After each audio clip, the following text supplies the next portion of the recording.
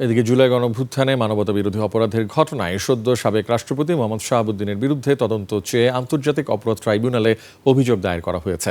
রোববার বাংলাদেশ আজাদ পার্টির পক্ষ থেকে ট্রাইব্যুনালে এই অভিযোগ দায়ের করা হয়। বিষয়টি নিশ্চিত করে অবসরপ্রাপ্ত কর্নেল হাসিনুর রহমান বলেন, সদ্য সাবেক রাষ্ট্রপতি শাহাবুদ্দিন ও সাবেক রাষ্ট্রপতি আব্দুল হামিদের বিরুদ্ধে তদন্ত চেয়ে অভিযোগ দায়ের করা হয়েছে। জুলাই গণঅভ্যুত্থানে এত মানুষ মারা গেলেও রাষ্ট্রের ৩ বাহিনী প্রধান হিসেবে মোহাম্মদ শাহাবুদ্দিন নিজেই যুদ্ধ ঘোষণা করতে পারতেন, কিন্তু সে সময় তিনি কোনো ভূমিকায় রাখেননি। এসব অপরাধে তার মৌন সম্মতি ছিল, তাই এই অভিযোগ দায়ের করা হয়েছে।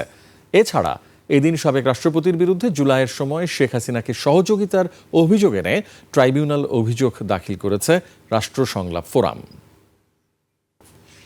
উনি রাষ্ট্রের সর্বাধিনায়ক, অর্থাৎ ৩ বাহিনী প্রধান, উনি যুদ্ধ ঘোষণা করতে পারেন। এই ঘোষণা করার ক্ষমতা সব কিছু তার, কিন্তু উনি কোনো ভূমিকা রাখেন নাই। ৫ই আগস্ট পর্যন্ত এই আয়নাঘর, গুম, খুন, এত লোক মারা গেছে, কোনোদিন প্রতিবাদ করেন নাই। বিষয়টি ছিল ২০২৪ সালের গণ অভ্যুত্থান চলাকালে সংগঠিত